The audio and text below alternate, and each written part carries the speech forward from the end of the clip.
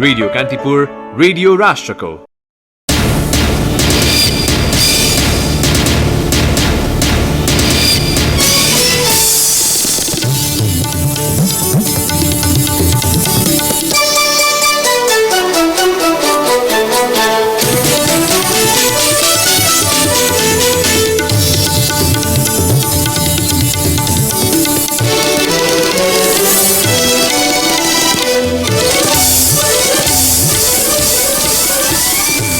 Virus संक्रमणका कारण नेपालको आर्थिक क्षेत्रमा पार्ने असरबारे अर्थ मन्त्रालयद्वारा अध्ययन सुरु। विकासको गति अन्तर्राष्ट्रिय गतिविधिमा निर्भर रहने भएकाले थप अध्ययनपछि मात्रै आगामी रणनीति तय गरिने। प्रदेश 1 मा कोरोना भाइरस रोकथामका लागि सरकारी तयारीबारे प्रदेशसभामा झुट बोलेको भन्दै प्रतिपक्षी कंग्रेसद्वारा सामाजिक विकास मन्त्री घिमिरेको राजीनामा माग। कोरोना संक्रमणको त्रासका बीच दैनिक उपभोग्य सामग्रीको आपूर्ति जारी राख्ने उद्योगीहरूको प्रतिबद्धता। प्रदेश 1 मा 6 महिनालाई पुग्ने गरी दैनिक उपभोग्य सामग्री रहेको सरकारवालाको भनाई। वुहानबाट कोरोना भाइरस संक्रमण सुरु भए पनि पछिल्लो समय चीनमा भन्दा अन्य मुलुकमा बढी संक्रमित, युरोपमा फैलिने क्रम तीव्र। र कोभिड-19 को त्रासका बीच तालिका छोट्याएर च्याम्पियन्स लिग र युरोपा लिग फुटबलका विजेता घोषणा गर्ने विकल्पमाथि छलफल हुने। नमस्कार, कान्तिपुर डायरीबाट साथी प्रतीक्षा अनि तेजेन्द्रको सुरुमा कान्तिपुर सविस्तार। कान्तिपुर सविस्तार। कोरोना संक्रमण नेपालमा हालसम्म कसैलाई नदेखिए पनि अर्थतन्त्रमा त्यसको नकारात्मक प्रभाव सुरु भएको छ। पूर्वाधार विकासमा भर्खरै पाइला राख्दै गरेको मुलुकका लागि विश्व र क्षेत्रीय अर्थतन्त्रको छाया पर्नु अस्वाभाविक पनि होइन। कोरोना संक्रमणले विश्व अर्थतन्त्र शिथिल हुँदै गर्दा नेपालको आर्थिक क्षेत्र खास गरी पूर्वाधार विकासमा पार्ने असरबारे अर्थ मन्त्रालयले अध्ययन सुरु गरेको छ। पूर्वाधार विकास, राजस्व, श्रम तथा पुँजीको अवस्था र अर्थतन्त्रमा पार्ने प्रभावबारे अर्थ मन्त्रालय, योजना आयोग र राष्ट्र ब्याङ्कले संयुक्त रूपमा अध्ययन सुरु गरेका हुन्।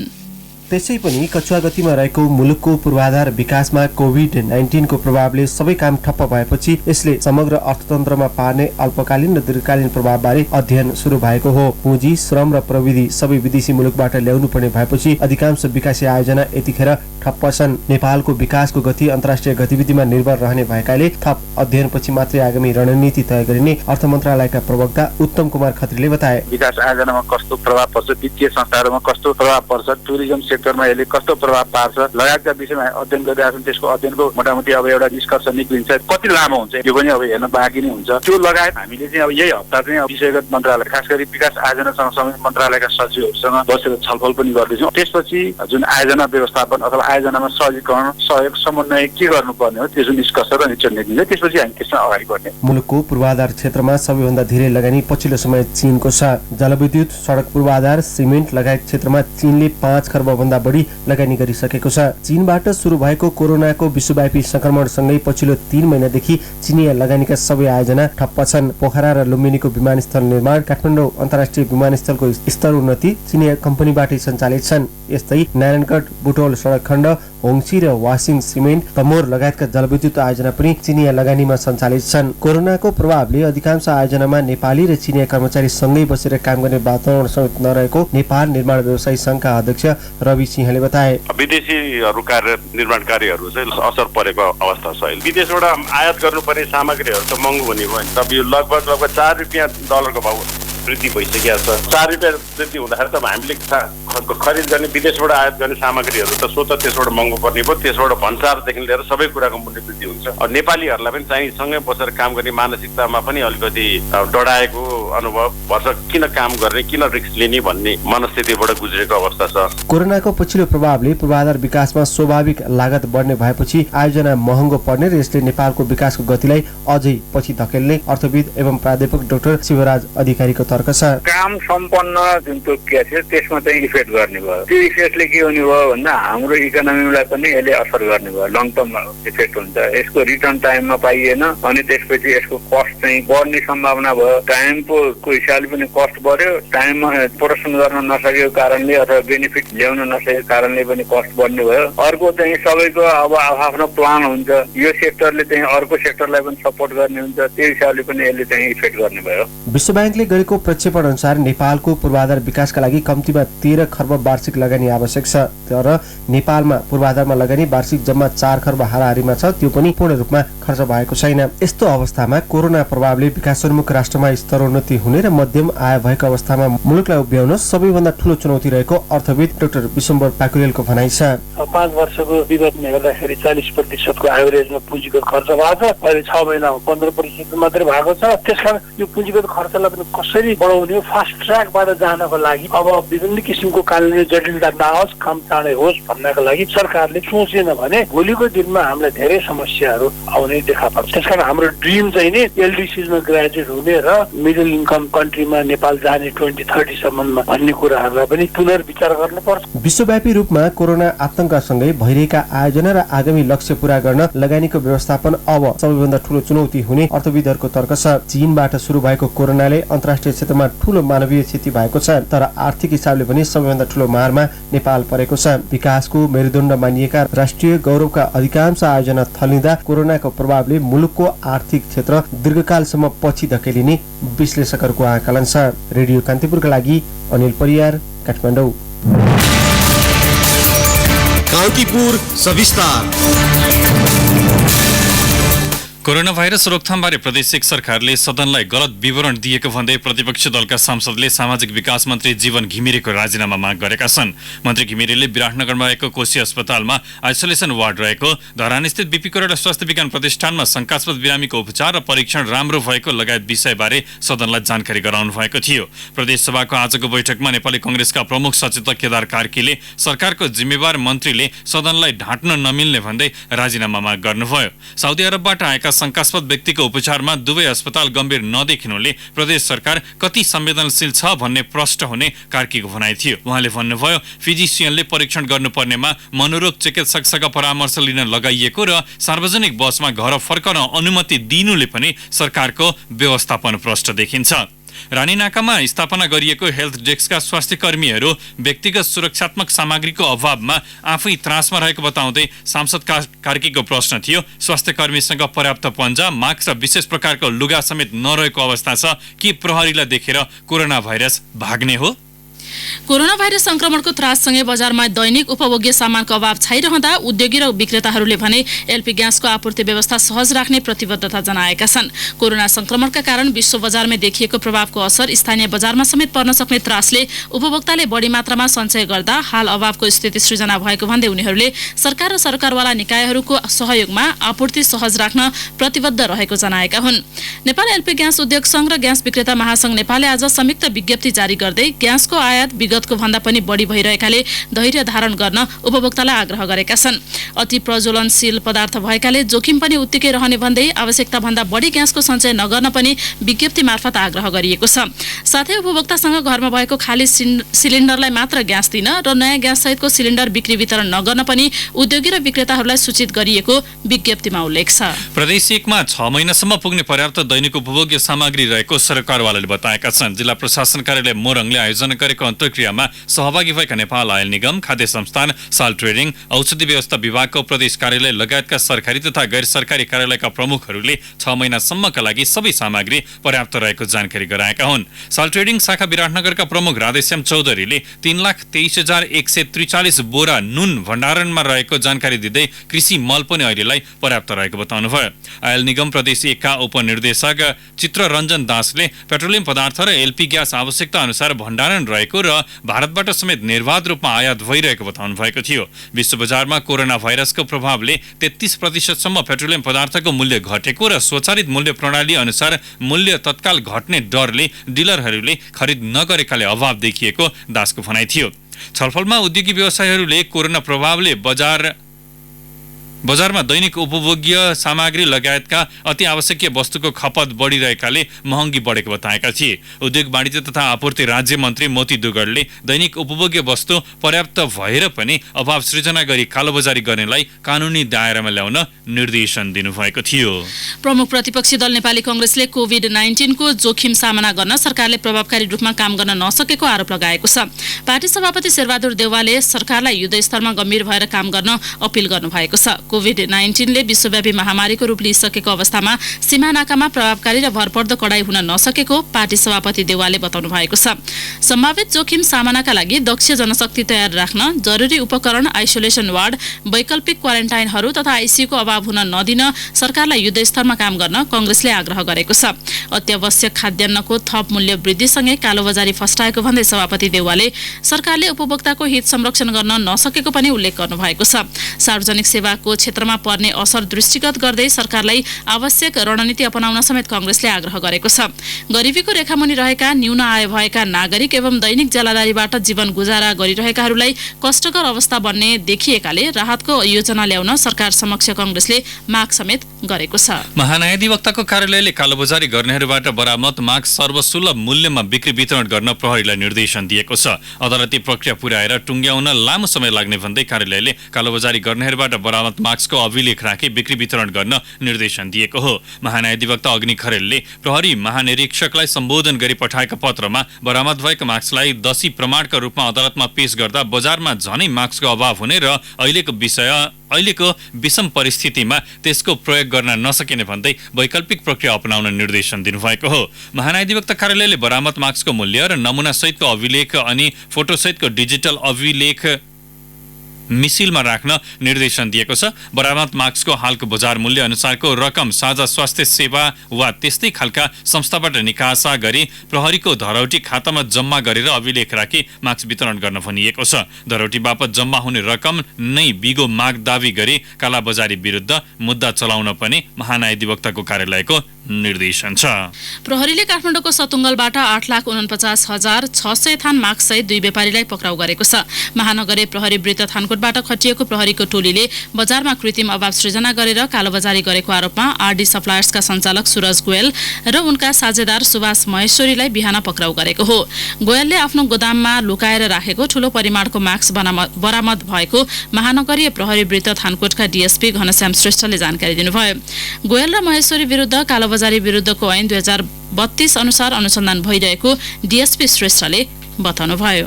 कान्तिपुर डायरीमा अब ब्रेकको पालो। अब बाँकी प्रसंग खानेपानी र ढलको पाइप सँगसँगै नराख्ने गरी फरक ऐन बनाउन सांसदहरूले माग गरेका छन्। प्रतिनिधि सभाको विकास तथा प्रविधि समितिको आजको बैठकमा खानेपानी तथा सरसफाई विधेयकको दफावार छलफलका क्रममा सांसदहरूले खानेपानी र ढलको पाइप सँगसँगै राख्दा ढल खानेपानीमा मिसिएका उदाहरणहरूलाई विधेयक मस्यौदा गर्दा स्मरण गरिनुपर्नेमा जोड दिएका थिए। बैठकमा कंग्रेस सांसद राजेन्द्र कुमार केसीले ढलसँग मलमूत्र पनि जोडिने भएकाले खानेपानी र ढललाई छुट्टा छुट्टै राख्नुपर्ने बताउनुभयो। कंग्रेसकै सञ्जय कुमार गौतमले टोल सुधार समिति, सडक उपभोक्ता समिति जस्ता वैधानिक हैसियत नभएका निकायले ढल बिछ्याउँदा खानेपानीका पाइप भए नभएको कुरालाई व्यवस्था गर्ने गरेको बताउनुभयो। सांसद गणेश कुमार पहाडीले खानेपानी विधेयकमा औद्योगिक क्षेत्रलाई आवश्यक पर्ने अप्रशोधित पानीको व्यवस्था गरिन नहुने बताउनुभयो। यो व्यवस्थाको फाइदा उठाउँदै कम गुणस्तरको पानी खानेपानी हो भन्दै बिक्री वितरण हुन सक्ने भएकाले कानून निर्माणकै चरणमा ध्यान दिनुपर्ने उहाँको सुझाव थियो। सांसद रामबहादुर विष्टले पानी नै नआउने राजधानी लगायत शहरी क्षेत्रमा गुणस्तरीय पानीको मापन कसले गर्ने भन्ने नै अस्पष्ट रहेकाले विधेयकमा स्पष्ट किटान हुनुपर्ने बताउनुभयो। सांसदहरूको प्रश्नको जवाफमा खानेपानी मन्त्रालयका सचिव माधव बेलवासेले पहिले खानेपानीको नियमन जलस्रोत ऐनले नै गर्दै आएकोमा आवश्यकता अनुसार भएर विधेयक बने जस्तै भविष्यमा ढल व्यवस्थापनका लागि पनि छुट्टै कानून बनाउने प्रतिबद्धता व्यक्त गर्नुभएको थियो। प्रतिनिधि सभाबाट आएको पारमाणविक विधेयक राष्ट्रिय सभाले सर्वसम्मतिले पारित गरेको छ। विधान व्यवस्थापन समितिको प्रतिवेदन सहित पेश भएको विधेयक राष्ट्रिय सभाको आजको बैठकले सर्वसम्मतिले पारित गरेको हो। सरकारले अघिल्लो वर्षको पुसमा नै संसदमा लगेको सो विधेयक प्रतिनिधि सभाको विषयगत समितिमा लामो समयसम्म रोकिएको थियो। सरकारले पारमाणविक तथा रेडियोधर्मी पदार्थको सुरक्षित तथा शान्तिपूर्ण प्रयोग सम्बन्धमा व्यवस्था गर्न बनेको विधेयकको नामबाट दर्ता गरेको थियो, तर छलफलका क्रममा प्रतिनिधि सभाले सो विधेयकको नाम नै परिवर्तन गरी पारमाणविक विधेयक बनाएर पारित गरेको थियो। पारमाणविक प्रविधि तथा विकिरण सुरक्षित प्रयोग गर्न र रेडियोधर्मी स्रोतको सुरक्षा र संरक्षण गर्न सरकारले यो विधेयक ल्याएको हो। यस्तै शिक्षा सम्बन्धी केही नेपाल ऐनलाई संशोधन गर्न बनेको विधेयकमाथि प्रतिनिधि सभाबाट भएको संशोधन राष्ट्रिय सभाले स्वीकृत गरेको छ। हवाई क्षेत्रसँग सम्बन्धित नेपाल नागरिक उड्डयन प्राधिकरण विधेयक र नेपाल हवाई सेवा प्राधिकरण विधेयक पनि स्वीकृत भएको छ।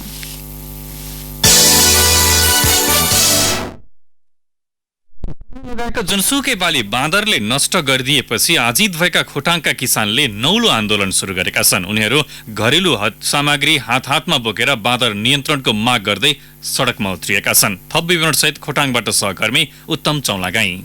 किसानले लगाएको बाली नाली बाँदरले खाइदिएको र बसाइसराई नै जानुपर्ने स्थितिमा पुर्याएको भन्दै किसानले बाँदर नियन्त्रण गरिदिन स्थानीय सरकारसँग पटक पटक माग गरे। केही नलागेपछि दिक्तेल रूपाकोट मझौगढी नगरपालिकाका किसानले यसपटक भने गाउँबाट हलो, जुवा, दाँते र कोदालो बोकेर सदरमुकाम दिक्तेल पुगेरै सरकारलाई झकझक्याएका छन्। आन्दोलनमा सहभागी स्थानीय किसान शर्मिला आचार्य, हामीले दुःख गरेर हैरान गरेको सबै बाँदरले खाइदिन्छ। त्यो कारणले गर्दाखेरि हामीले केही गर्न सकेन, बाँदर नियन्त्रण हुन पनि सकेन। राज्यबाट कृषि क्षेत्रमा अरबौं बजेट छुटिए पनि त्यसको सदुपयोग नभएको भन्दै गत मङ्सिर 29 गते बाँदरको परिवार नियोजनको विधि खोजेर बाँदर नियन्त्रणका लागि दिक्तेल रूपाकोट मझौगढी नगरपालिकालाई किसानले गुहारेका थिए। त्यसपछि फागुन 19 गते दिक्तेलमा भएको किसानको भेलाले सशक्त आन्दोलन गर्ने निर्णय गरेको थियो। बाँदर नियन्त्रण तथा व्यवस्थापन समिति नै निर्माण गरेका उनीहरूले यो आन्दोलन बेला गर्दै आएका छन्। कृषिको क्षेत्रमा राज्यले विभिन्न प्रलोभन देखाए पनि बाँदरका कारण अन्नबाली सखा भएको र बसाइसराई नै जानुपर्ने बाध्यता आएको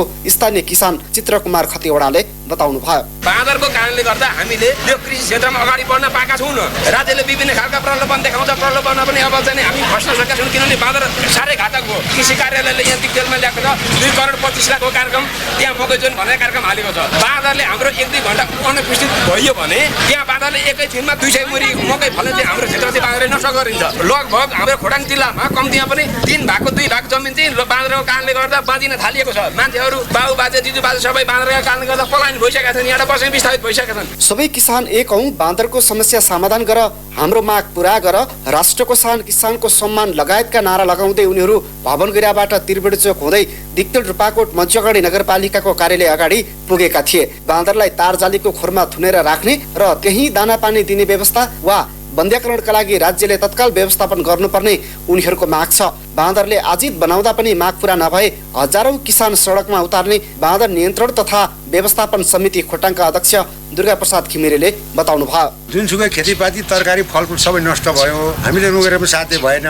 राज्यलाई एउटा जानकारी दिनलाई हामी आन्दोलन गरेको। जसरी हुन्छ हाम्रो माग पूरा गर्नु पर्यो। सुनवाई भएन भने 10,000 जनता सडकमा उत्रिनेछन् र ती जनता राजधानी काठमाडौँ पुग्नेछन्। दिक्तेल रूपाकोट मझौगढी नगरपालिकाले गत वर्षको फागुनमा बजेट विनियोजन गरेर बाँदर समाउ अभियान थालेको थियो। बाँदर पक्रिएर मार्न नपाइने भन्दै पशु अधिकार कर्मीले त्यति नै बेला चासो देखाएपछि अभियान सामसुम पारिएको थियो। त्यसपछि बाँदर मार्न छुट्याइएको 10 लाख बजेटको उपलब्धि त्यसै हरायो। तर अन्नपात सखाप बनाउने बाँदर नियन्त्रण गरेर किसानलाई कृषि उत्पादनमा सहजता दिलाउन भने राज्यले ध्यान दिने कि? रेडियो कान्तिपुरका लागि उत्तम चौलागाई, खोटाङ।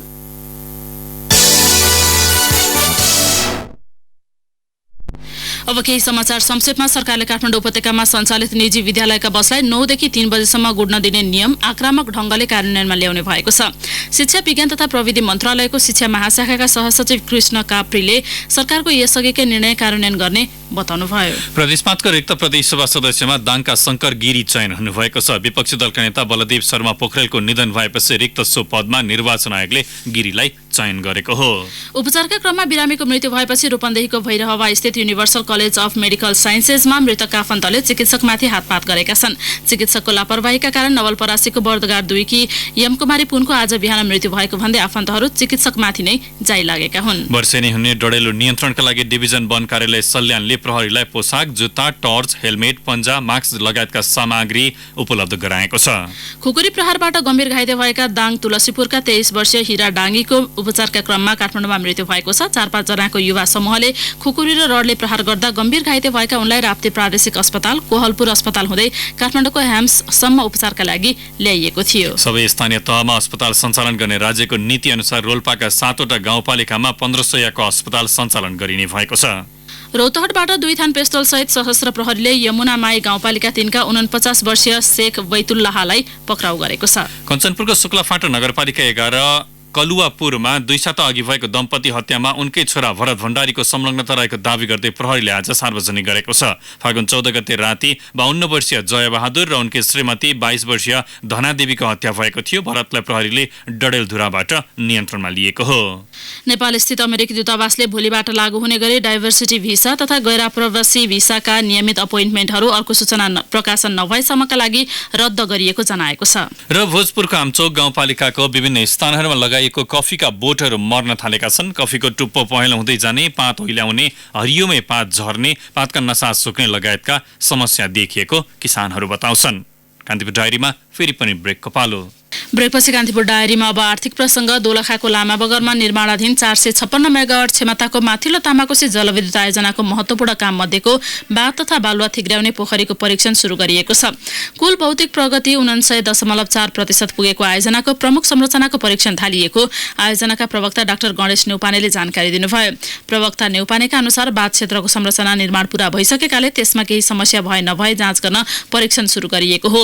अब 8 दिनसम्म बाँध स्थलमा पानी जम्मा गर्ने, मुहान गेटको अवस्था परीक्षण र डिसेन्डर बेसिन अर्थात् बालुवा थिग्राउने पोखरीको परीक्षण गरिने न्यौपानेले बताउनु भयो। कुल 22 मिटर उचाइ तथा 60 मिटर चौडाइ भएको बाँध निर्माण गरिएको छ।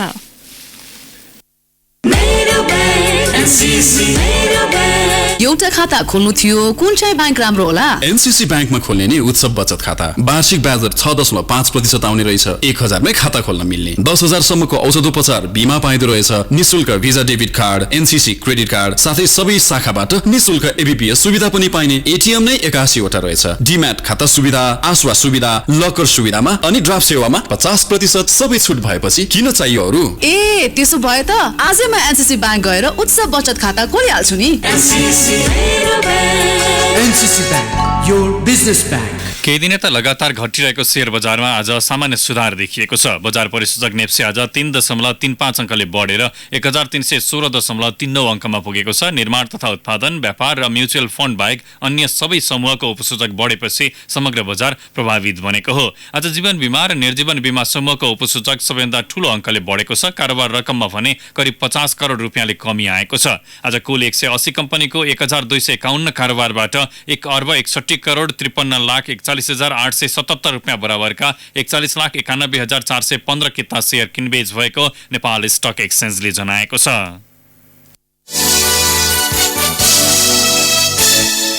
अब अन्तर्राष्ट्रिय प्रसङ्ग। कोरोना भाइरसको संक्रमण सुरु भएको चीनमा भन्दा बाहिर संक्रमितको संख्या धेरै भएको छ। चीन बाहिर विभिन्न मुलुकमा गरी हालसम्म 87,000 जनामा संक्रमण पुष्टि भएको छ, जबकि चीनमा संक्रमितको संख्या 80,860 छ। यस्तै चीनमा संक्रमणबाट हालसम्म 3,208 जनाको मृत्यु भएको छ भने चीन बाहिर विभिन्न मुलुकमा गरी मृत्यु हुनेको संख्या 3,241 पुगेको छ। चीनमा नियन्त्रणमा आएको कोरोनाबाट पछिल्लो समय युरोप सबैभन्दा बढी प्रभावित छ। इटलीमा मात्र 24,774 जनामा संक्रमण पुष्टि भएको छ।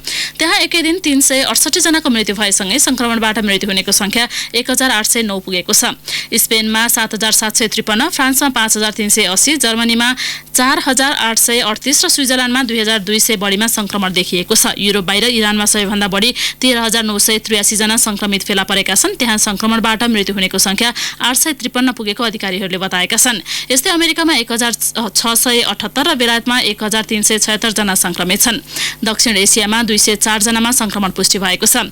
संक्रमण बढ्दै गएपछि अमेरिकाको न्युयोर्क र लस एन्जलसमा होटल, रेस्टुरेन्ट, बार तथा सार्वजनिक क्षेत्रहरू बन्द गरिएको छ। न्युयोर्कमा विद्यालय बन्द गरिएका छन्। अनलाइनबाट पढाइ सुरु भएको छ। दक्षिण अफ्रिकाले चीन, अमेरिका, बेलायत लगायत मुलुकका नागरिकका लागि नाका बन्द गरेको छ। जर्मनीले अति आवश्यक भएका भ्रमणका लागि सीमा नाका बन्द गरेको छ। भारतीय चलचित्र उद्योगले यो महिनाको अन्त्यसम्मका लागि चलचित्र प्रदर्शनी स्थगित गरेको छ। फिलिपिन्सको लुजोन द्वीपलाई क्वारेन्टाइनमा राखिएको छ। न्युजिल्यान्डले 500 वा सोभन्दा बढीको जमघट तथा भेलामा प्रतिबन्ध लगाएको छ। संक्रमण रोक्नका लागि अस्ट्रेलियाको Victoria, Australian capital territory ACT र दक्षिण अस्ट्रेलियन सरकारले संकटकाल घोषणा गरेका छन्। अब खेल समाचार। कोरोना संक्रमणबारे सचेत रहँदै फुटबलका अधिकांश प्रतियोगिताहरू स्थगित भए पनि अखिल नेपाल फुटबल संघ एन्फाले शहीद स्मारक बी डिभिजन लिग फुटबल भने जारी राखेको छ। ललितपुरको सातोबाटो स्थित एन्फा कम्प्लेक्स मैदानमा आज भएको खेलमा खुमलटारी युथ क्लब विजयी भएको छ। सबिन केसीको ह्याट्रिक मद्दतमा उसले श्रीकुमारी क्लबलाई 3-1 गोल अन्तरमा पराजित गर्यो। श्रीकुमारीका लागि मिशन लामाले सान्त्वना गोल फर्काएका थिए। आजको जितसँगै खुमलटार 13 अङ्कमा दोस्रो स्थानमा उक्लिएको छ। समान 5 खेलबाट 15 अङ्क भएको सातोबाटो युथ क्लब शीर्ष स्थानमा छ। 10औं स्थानमा रहेको श्रीकुमारीको 3 अङ्क मात्र छ।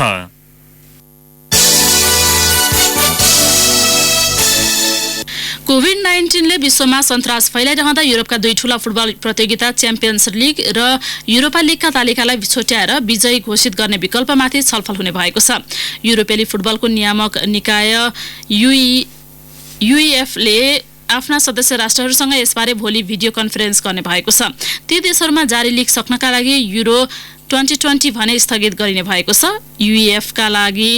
युएफका 55 सदस्य राष्ट्र, युरोपेली क्लब संघका बोर्ड सदस्य र वर्ल्ड प्लेयर्स युनियनका प्रतिनिधिलाई पनि भिडियो बैठकमा आमन्त्रण गरिएको छ। यसपछि स्पर्धामा रहेकाले टेलिभिजन प्रसारण अधिकार बापतको रकम के गर्ने भन्ने निर्णयमा पुग्न अप्ठ्यारो परेको बीबीसीले उल्लेख गरेको छ।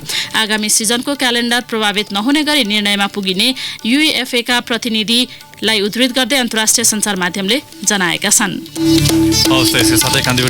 यही सकिन्छ। प्रतीक्षा र तेजेन्द्र बिदा हुन्छौँ। नमस्कार। सूचना र मनोरञ्जनको संवाहक रेडियो राष्ट्रको रेडियो कान्तिपुर।